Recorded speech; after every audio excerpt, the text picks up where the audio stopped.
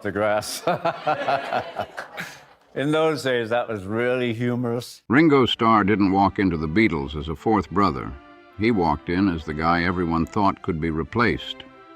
He smiled under the stage lights while headlines laughed at him, calling him the luckiest drummer alive, and whispers behind closed doors questioned if he even deserved to be there. Even inside the band, one of his so-called brothers treated him like he was just hired help. And behind them all lurked a cold, calculating outsider who turned friendship into betrayal. After years of silence, Ringo finally broke it, revealing the names of the people he could never forgive. You won't believe who's on that list. The past that made the Beatles reject Ringo is darker than anyone thought.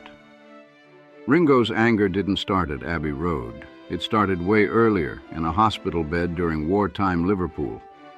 Back then, he wasn't Ringo Starr, just Richard Starkey, a sick kid who spent more time in hospitals than classrooms. First peritonitis, then tuberculosis. The kid barely saw the outside world for years. When he finally got out, he was quiet, shy, and haunted by the feeling that everyone else knew something he didn't. That insecurity stuck with him, even when he became part of the biggest band in the world. He always felt like the one with the weakest resume. But the drums, that's where he found his escape. Playing with local groups like Rory Storm and the Hurricanes, he wasn't flashy, but man, he was solid. That's why in 1962, when the Beatles needed a stronger drummer than Pete Best, they called him. Ringo walked into EMI Studios as the upgrade. But what came next was pure humiliation. During the Love Me Do session, producer George Martin doubted him so much that he brought in session drummer Andy White, just in case.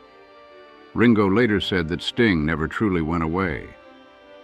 I went through hell personally because George Martin had this Andy White session drummer, Ringo confessed. I made him apologize every day. Imagine that, your first big moment with the Beatles, and they secretly replace you on the single. The press made things worse. Headlines joked he could only keep time. Critics labeled him the least talented Beatle, saying he was lucky to stand behind Lennon and McCartney.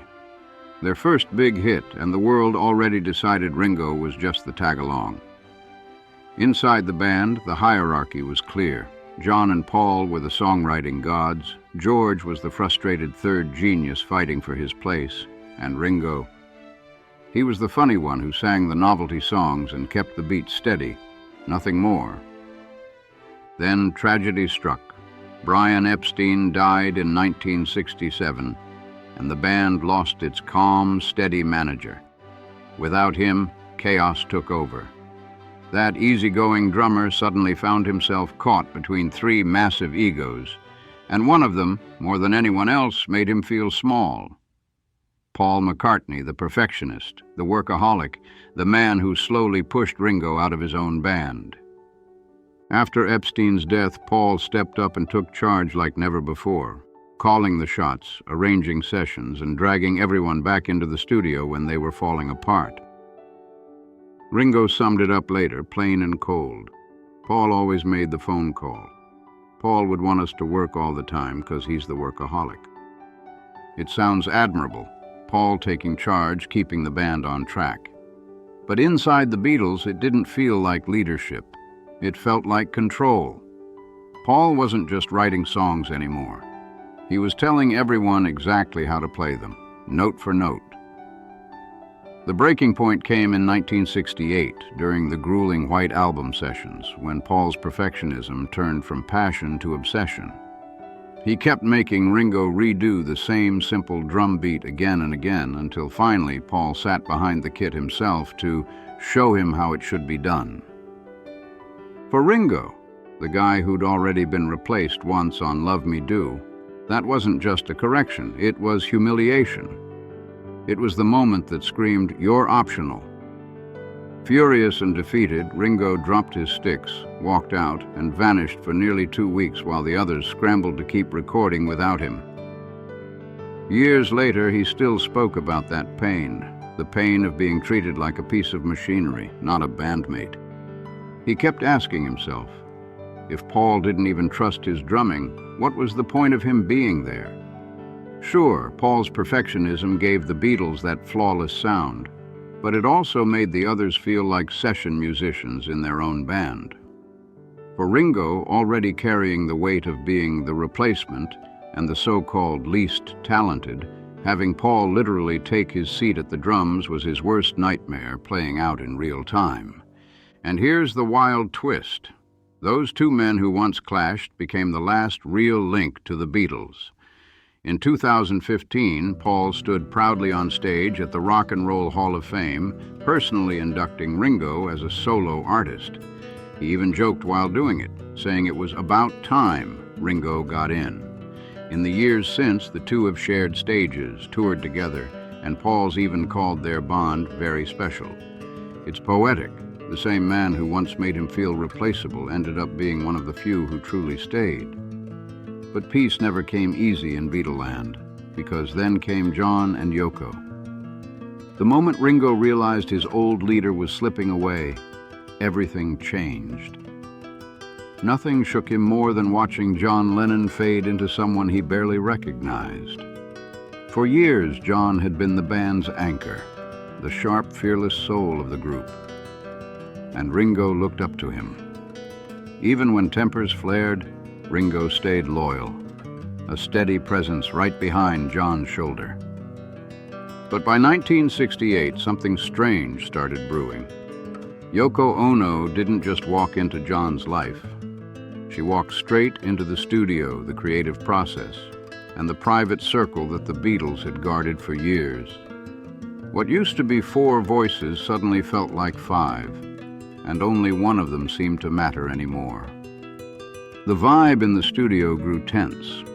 During experimental recordings, Yoko would cut in with comments about tone or rhythm, and Ringo was left speechless, not because Yoko spoke up, but because of how John reacted.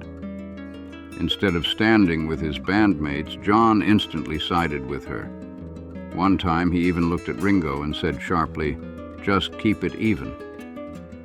It wasn't about music anymore, it was about loyalty. And by then, John's loyalty had shifted for good. For a man like Ringo, who lived for peace and balance, the emotional toll was crushing. He could see it plain as day. The Beatles weren't losing their sound, they were losing their soul. In Ringo's eyes, John had fallen into an all-consuming relationship that left no air for anyone else to breathe. Even Ringo himself later admitted the band was already drifting apart before the end. In one of his rare, heartbreaking memories, he described visiting John in New York in 1980, the laughter, the warmth, that easy brotherhood that still lingered between them. For a brief moment, it felt like the old days. And then, just weeks later, John was gone, murdered before they ever got the chance to truly heal. The arguments, the distance, the unspoken apologies, all of it vanished overnight, leaving Ringo with pain that would never really fade. Then came the man who sealed their fate, Alan Klein, the outsider who quietly turned the Beatles against each other. At first, his arrival didn't feel like a threat. It felt like a lifeline. With Brian Epstein gone and Apple Corps hemorrhaging money, the band was drowning in chaos. They were global superstars who couldn't even manage their own business. Ringo, exhausted by fancy executives who spoke politely but never fixed anything, found Klein's tough, no-nonsense energy refreshing. He was blunt, confident, and promised to fight for them, exactly what Ringo thought they needed. John was the first to trust him, George quickly followed, and Ringo, desperate for some stability, joined them. Later, he explained it simply. Klein was a hustler, and I felt it was time I had someone hustling for me. But behind that charm was a ruthless strategist who knew exactly how to play people. Klein studied every crack inside the group like a surgeon. Paul's need for control, John's restless rebellion, George's quiet resentment, and Ringo's hunger for peace. Then he used it all against them. Meetings turned into shouting matches. Decisions that used to be unanimous split into 3 against 1. And guess who stood alone? Paul. Klein fanned the flames, whispering in ears, twisting loyalties, and feeding rivalries until the band that once ruled the world started tearing itself apart from the inside. Paul refused to sign Klein's contract, and the others, John, George, and Ringo, went ahead without him. The divide was official, not long after Paul sued the other 3 and Klein in 1970. That lawsuit didn't just end the Beatles, it obliterated whatever friendship they had left. The wounds between Ringo and his brothers deepened, filled with distrust, regret, and heartbreak. The band that changed music forever fell apart not just because of egos, but because of signatures, papers, and courtrooms. And then came the cruelest twist of all. By 1973, Ringo realized the man he trusted, the one who promised to protect them, had been playing them all along. Klein had mismanaged money, manipulated contracts, and used the Beatles as bargaining chips in his own power games. He was fired, of course, but by then the damage was permanent. Investigations followed, and the 3 who once defended him, including Ringo, admitted they'd been wrong. Alan Steckler later revealed a painful truth. George once said, "The only way the Beatles can ever get together again is if Alan isn't there. I'm ready, so is Ringo." That line says everything. To Ringo, Klein wasn't just a manager gone bad, he was the ultimate betrayal. The man he believed would hold the band together became the one who made sure they'd never stand on the same stage again. Time has a way of exposing what people refuse to see.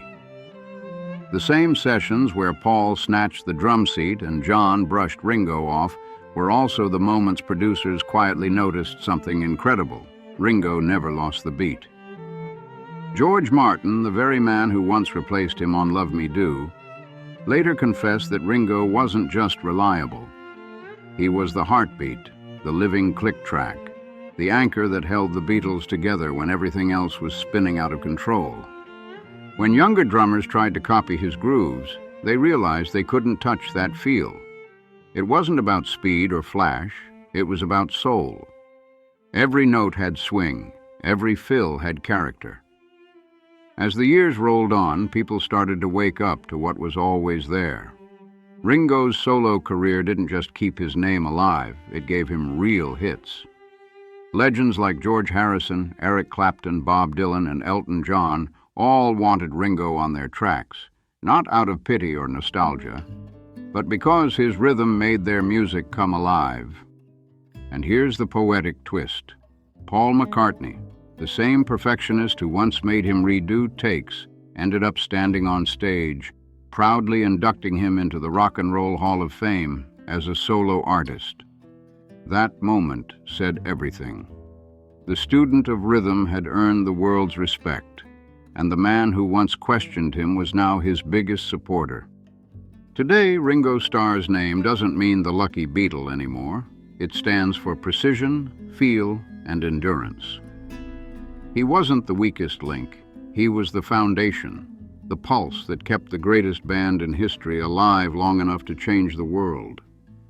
Decades later, it's crystal clear. Ringo Starr wasn't just keeping time, he was defining it. He was the piece no one realized they needed until he proved it, year after year, for more than half a century.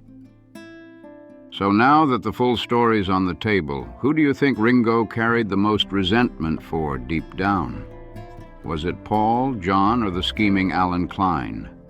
Tell me in the comments whose part in this twisted history shocked you the most. And if you want more raw, behind-the-scenes stories about rock legends and their hidden drama, hit that like button and subscribe. Because trust me, there are still plenty of secrets hiding behind those smiling faces.